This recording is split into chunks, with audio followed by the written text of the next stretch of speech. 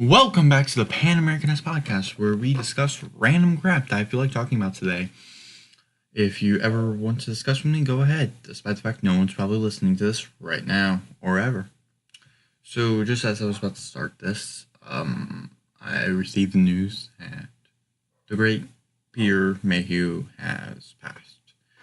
He was the actor. He is Chewbacca. He was Chewbacca.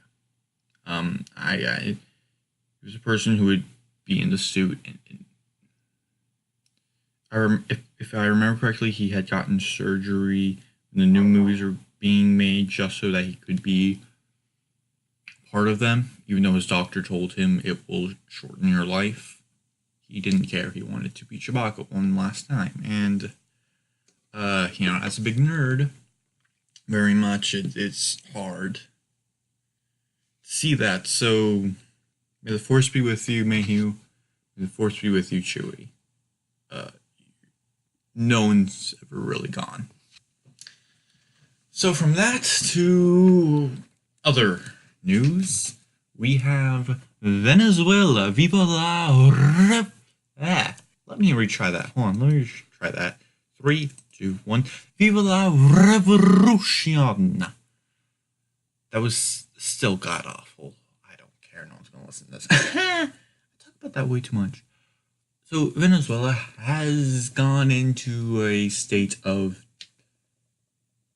There's no way to describe what's going on in Venezuela right now. If you don't know, TLDR. After Hugo Chavez had died, Maduro took over, and he's just been an absolute dick of a commie. And he had screwed over the economy. People are at the point where they're having to eat dogs. Supposedly that might be false. I don't know. That's just from reports I have seen. So there were recent elections last year, if I remember correctly, that were like, if you think how gerrymandering works in the U.S. is makes the elections fraudulent. We lied. It was pretty bad. So yeah, Venezuela is in a absolute state of disorder because of that.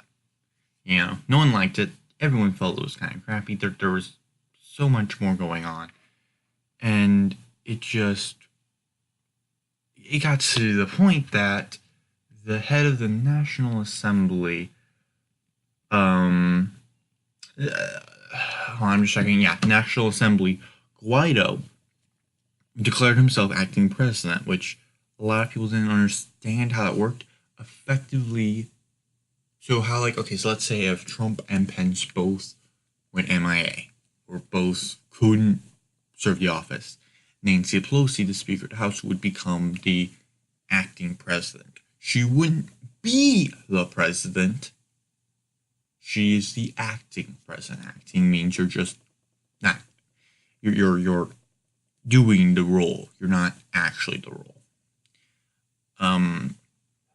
So he declared himself the interregnum acting president because he said that the fraudulent elections meant that there were no. There's no actual president of Venezuela. Which, it's a good enough argument. Definitely when you're going up against a dictator, you need all you can get. But he had a major issue of the army not really supporting him. Supposedly he had been working on that for a while, and a few days ago he declared the final bit of what's being called Operation Liberty, declaring that he has control over a good chunk of the army, which, even if he got control of 25% of the army, that would probably still be enough to quickly go somewhere, train up the people to grow a bigger army, and quickly, like, if he got 25% of the army, he wins. If it goes to civil war, which hopefully it doesn't, but if it does, oh boy. God bless people of Venezuela. They need it. So Venezuela is absolutely on fire, and I want to make one thing clear. Guaido is not an American agent. I've been seeing people claim this, I can only, like, they're like, oh, he's working for the CIA. This is a CIA back too, which is not really cool, but whatever. And I can only imagine how frustrated the CIA is because they're the professionals of overthrowing governments. This is amateur. This is amateur hour. The fact that people are claiming that this is CIA must really take off the CIA because they are not happy. I would not imagine you would be happy when someone's claiming you're doing amateur hour. All jokes aside, he's not an American agent. This is just natural progression. And if you believe that anyone who supports Guaido is a bot, a Russian troll, you are a fool. You are actually working in favor of Putin. And go look at the truth. All right. So from there, we jump to some news from today. Louis Farrakhan, the leader or a leader of the Nation of Islam.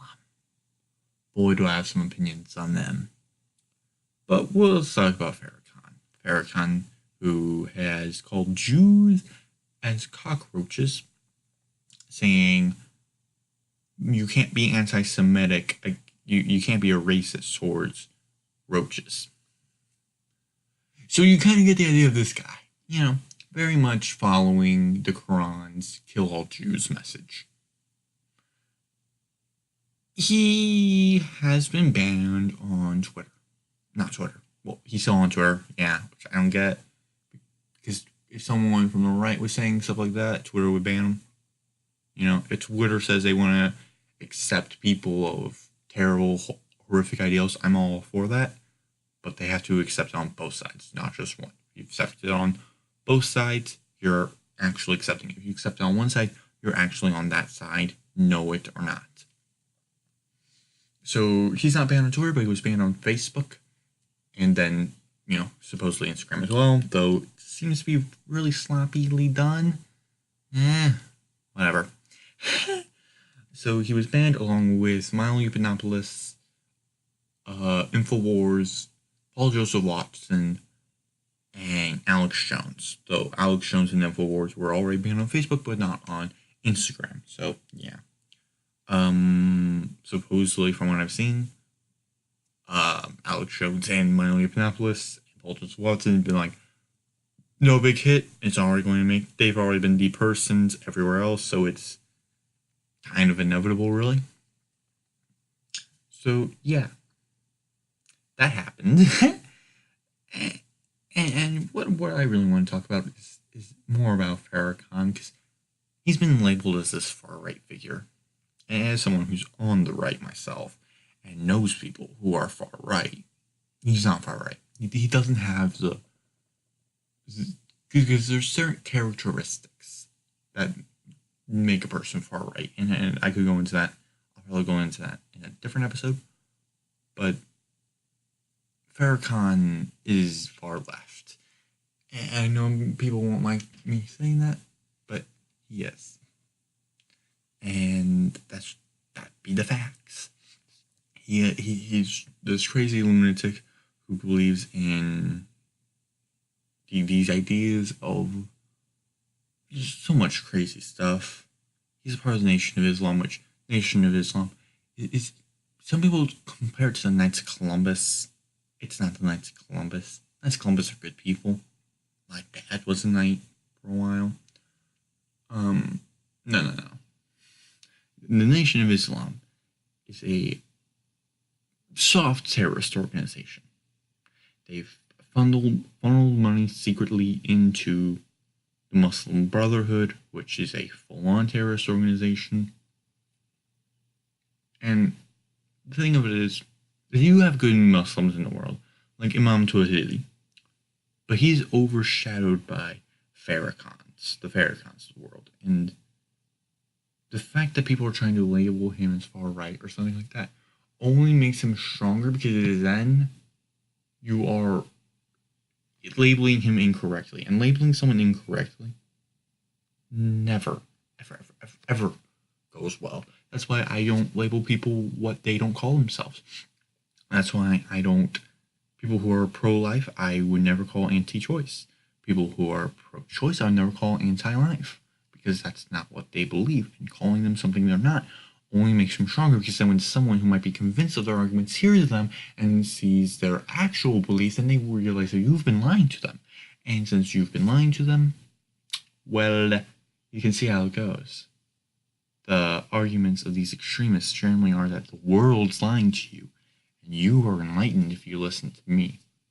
And if you directly have been lying about the person, about the extremist, yeah, the extremist gains ground. The extremists need lies in order to gain power. That's a fact. There's nothing around that could ever change that. So from that, let's go to actual politics. Now, Barr. Oh boy, Barr. I feel so bad for him. Even if you believe he's this wimpy chicken guy. Guys, I feel so bad for him. No matter what he does, he's screwed.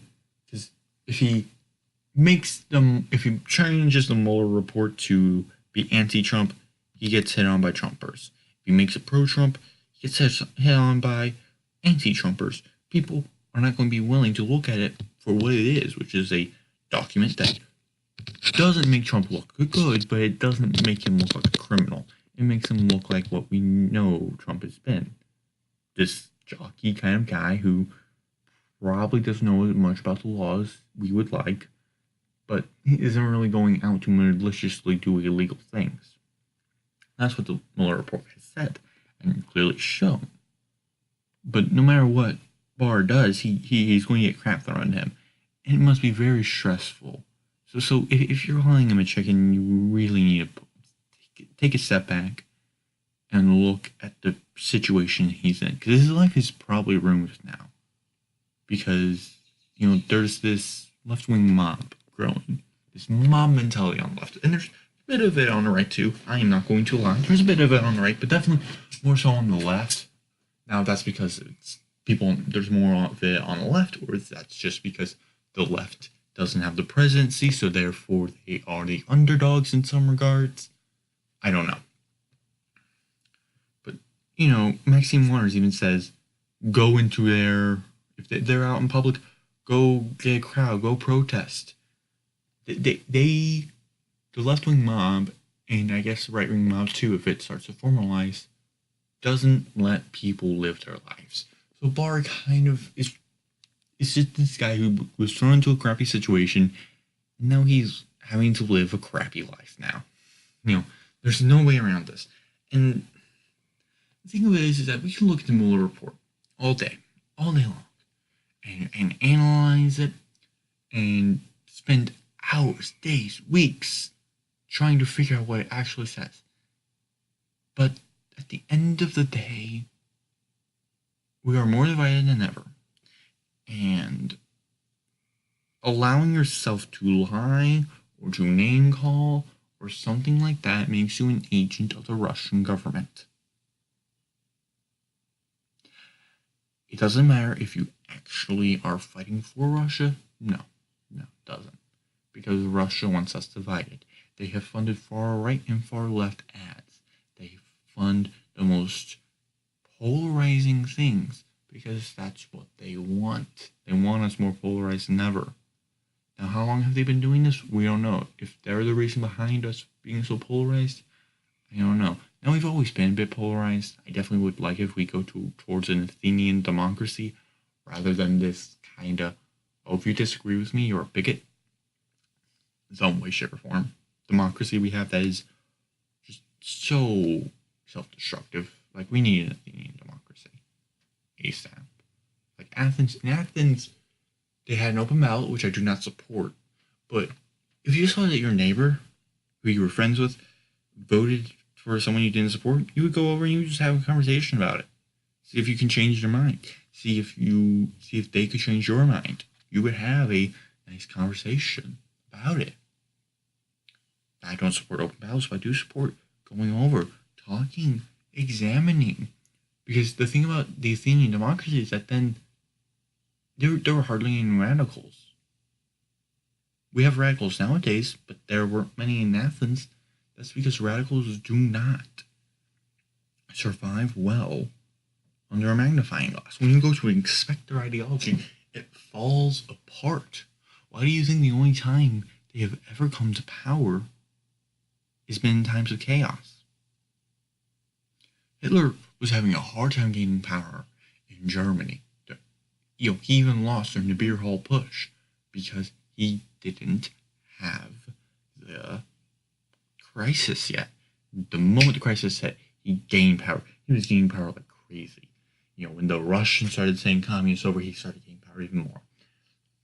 Radicals only work if you lie about them, and if you, let me plug my laptop in, if you lie about them, and if they have a good breeding environment. Like how mosquitoes need water, radicals need crisis. They need poverty, they need sickness, they need illness, they need insecurity, they need something to grow and spread. And it's very hard, very, very hard to unradicalize someone. Once they're radicalized, sorry about that, heading on. Once they're radicalized, they're pretty stuck where they are. They believe that the media is lying to them, and that only their media is telling the truth, and anyone else is lying. And if you don't agree with them, you're a fool. Nah, mate. I've known plenty of radical people in my time. Befriended many radicals. De-radicalized even a few. You can't just say, oh, you're racist, therefore we should disconnect you, because that only makes it worse for both you and them, because now they don't have a way out. So I guess what I'm trying to say is, don't cut a radical out of your life. Engage them, talk with them, and love them as you would. Because then they'll see that the outside world isn't too bad. Then they will see that the people they despise aren't really that bad. That's what you need to do, and that's what you should do, because then it works. And I'm talking for people both on far left, far right. Both. I'm trying to think of a far right figure that most people would know. Let's just say random Joe Smo far right guy who makes Zyklon B references unironically, and all that, far right people. And then you got the far left people. These radicals need help, just like any other sick person. And then, God, coming on. I slept for like 10 hours. Why am I yawning? These radicals just need to be helped. And once they're helped, they can do so much more. Yeah. So let me check my notes. I guess we could move on to the polls. Let's jump on into the polls. Let's go to the Canadian poll tracker by the Canadian government itself. So if you don't trust the Canadian government, don't trust these polls. Conservatives are at 36.6, up 0.2. I'm not sure if this is actually the same time as I checked yesterday, updated May 1st. Yeah, this is the same one, so we can skip over this. All you need to know is that Conservatives are ahead in the government polls. Looks like they might not get a majority. There's still a chance for that, but we can jump over to the Wikipedia polls. Looks like everything is still the same.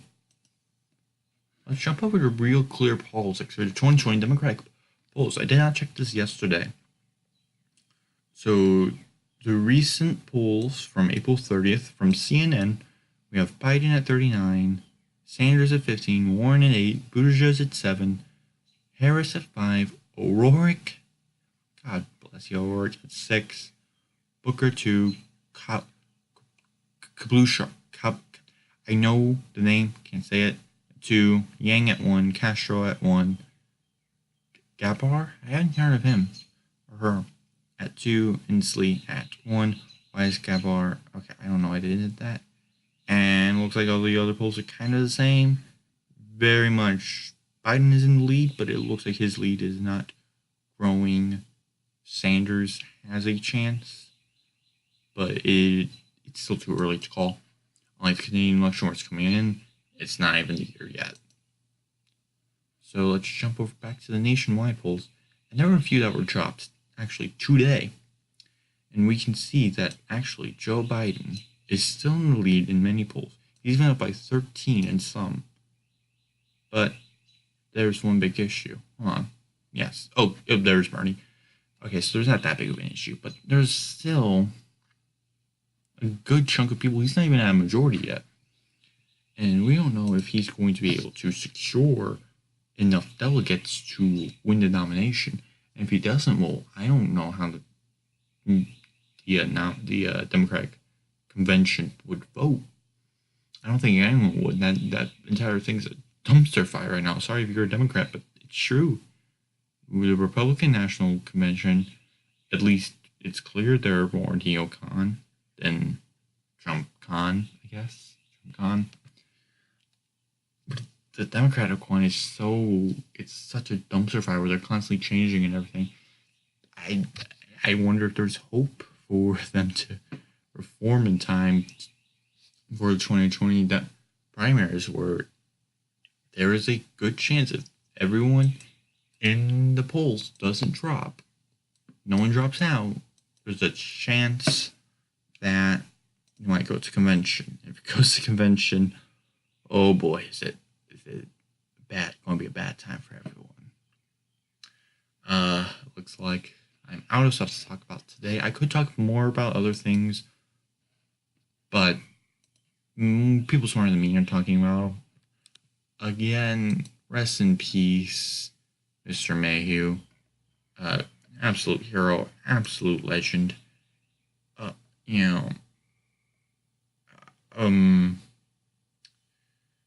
hold on. I am seeing right now that the family has just released a statement. I'm going to check quickly.